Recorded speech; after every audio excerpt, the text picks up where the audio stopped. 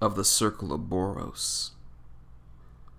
Working to forestall an unavoidable apocalypse, druids are few in number and face many threats. Should they fail in their work, the devourer worm's attention would return to the world to topple mountains, set loose tsunamis, and erase humanity from the face of Kain. The monumental task set before them requires blackclads to be focused and pragmatic, but also to accumulate power. Circle warlocks are deeply political and ambitious as they engage in far-reaching schemes. These druids seek to elevate themselves not purely out of self-interest, but also because they believe they alone possess the knowledge and mastery to accomplish their order's mission. In the Circle of Boros, the term warlock is rarely used. The ability to master a battle group is viewed as a normal extension of a druid's power. Being a warlock is a distinction only related to a specific ability to bind and command war beasts that answer the call of the blackclads, including the mighty natural constructs called wolves. These druids call upon the power of their beasts as much as they call upon the ley lines of Kain, also using their bond with these creatures to avoid injury and even death. For this reason, Circle warlocks are formidable battlefield leaders. The power flowing through blackclads gives them supernatural health and vitality. Most live about twice as long as ordinary humans, some even longer. This longevity affords them time to gather power and learn the mysteries of the order. However, their work is also perilous, as they must even stand ever ready to fight battles with rival powers. They are few in number, and the death of a blackclad is never taken lightly. Still, losses among the young and inexperienced are inevitable. The true purposes of the Circle of Boros are known only to its highest-ranking members. It's not uncommon for lower-ranking druids to be unaware of the significance of their missions. They often juggle seemingly contradictory directives while trying to rise through the order's ranks. Internal conflict is to be expected and even tolerated to a point, though higher-ranking druids do expect to be obeyed and use their power to enforce their will. Those strong enough to evade punishment earn the right to choose their own path. Given their limited numbers, druids heavily rely on others to fight and die in their stead. Those enlisted to do so include the Wolfsworn, warriors tied to the blackclads by old oaths and promises, as well as a number of other wilderness races convinced to support the druids by promises, extortion, or manipulation. But most vital to the Circle's survival are the war beasts, both natural and constructed, which serve the most powerful druids directly. Fully understanding the value of this resource, the Circle of Boros has created a substantial infrastructure dedicated to building wolves as well as safeguarding and training wild beasts. The Wilding. Each blackclad is born with the potential for endless power. This is called the Wilding, an innate connection to the devourer worm. This connection taps into the primal power of the natural world and is linked to elemental chaos and predation, as well as the energy below the surface of Kain, the magma and stone that is the very blood and bones of Orboros. The age in which the wilding manifests varies. It usually comes to those between 3 and 7 years old, but there are those individuals who go through it later in life, even as adults. Those ignorant of Orboros often mistake the wilding for madness. It prompts behaviors such as wandering the forests alone at night, barking, howling, or exhibiting other animalistic behavior, and staring deep into the eyes of animals to sense their emotions. Most communities shun children who display such characteristics. Because the wilding is an inborn gift that cannot be taught, a top priority of the Circle is to find and protect such individuals as early as possible and provide them with the training necessary to control their abilities. To this end, the Circle has become adept at sensing the emergences of this power. The Circle has refined its methods such that it can find these children regardless of where they were born. The highest-ranking druids can sense the wilding as a thrumming across the ley lines. The druids have kept a close record of bloodlines known to manifest the wilding, many of whom now belong to the Wolfsworn. These families are familiar with the signs of the wilding and willingly surrender children displaying such signs to the druids. Once a child with the potential to undergo the wilding has been identified, one or more experienced blackclads are dispatched to recover the candidate for the order. In some cases, druids may be able to persuade parents to voluntarily hand the child over, particularly if he is born to a wolf-sworn community already bound to the blackclads. In civilized regions, parents are more likely to be intractable, in which case the druids may need to resort to kidnapping. Under no circumstances is refusal accepted, a truth that is added to the sinister reputation of the blackclads. Upbringing and training. A single mentor usually serves as a replacement parent, overseeing a young druid from the time of entry into the fellowship until the child becomes a full wilder. Such children are taken hundreds of miles from their communities to minimize the chance of contact with their families.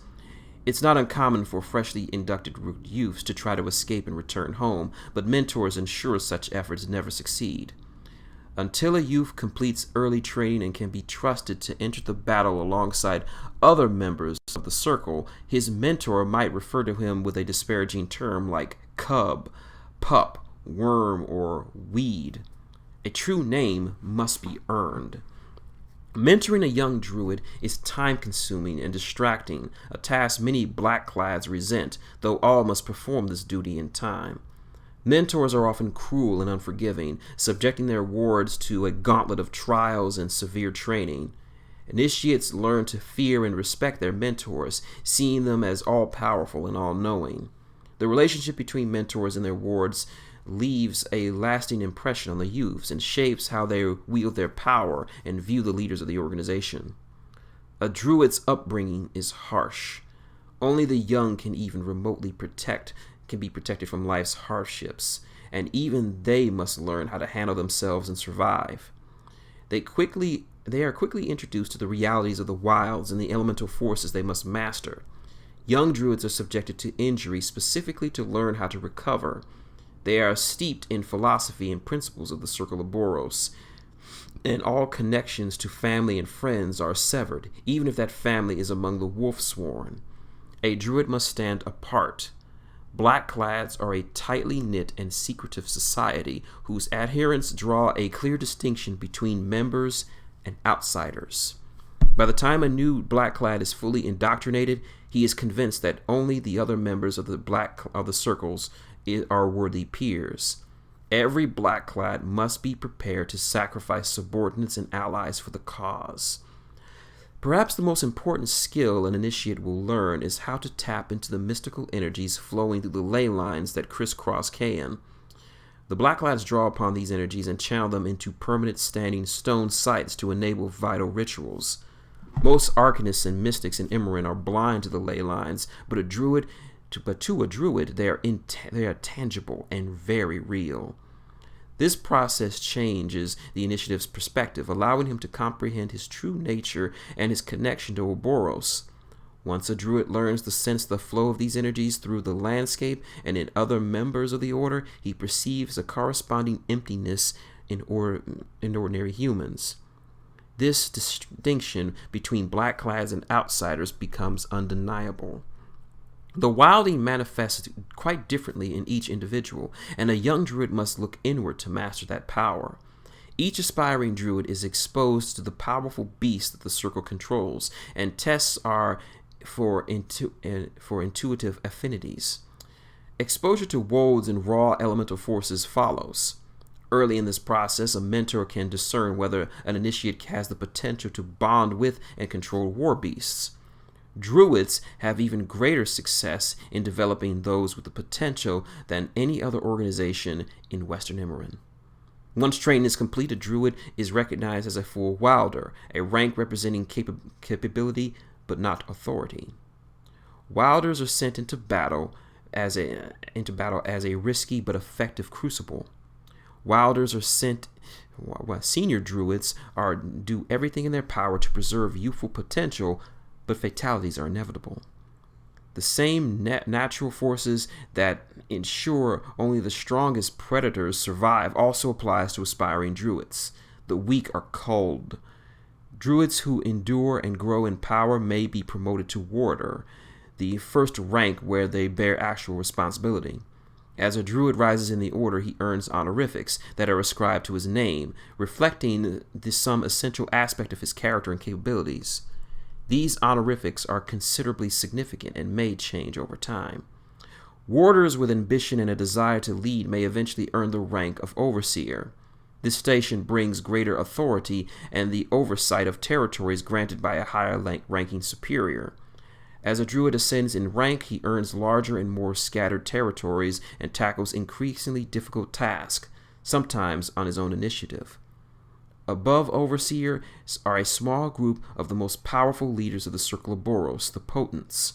At the highest levels of leadership are the three Omnipotents, a triumvirate that oversees the entire order and who together have divided the known world between them.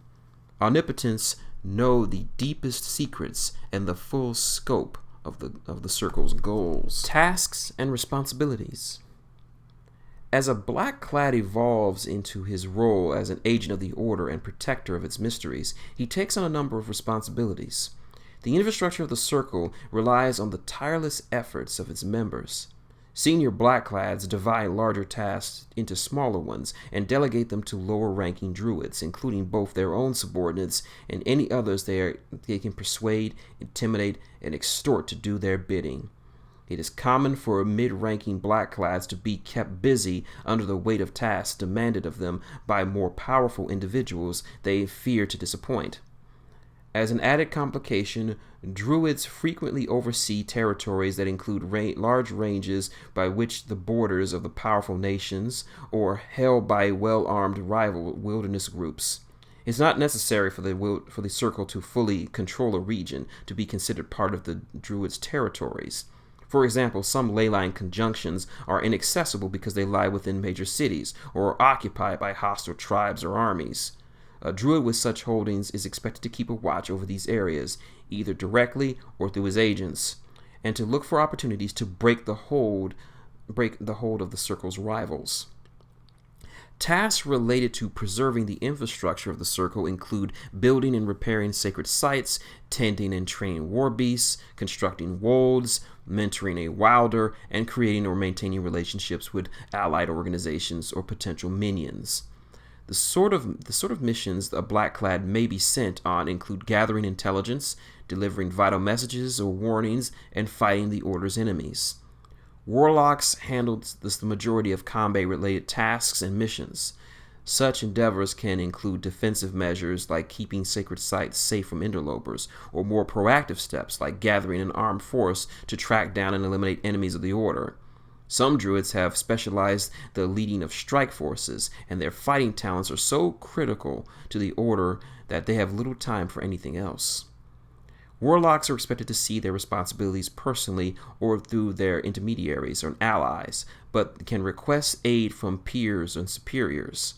The rise of major adversaries such as the Legion of Everblight has forced a greater degree of cooperation and the gathering of larger armies that have been typical in the past.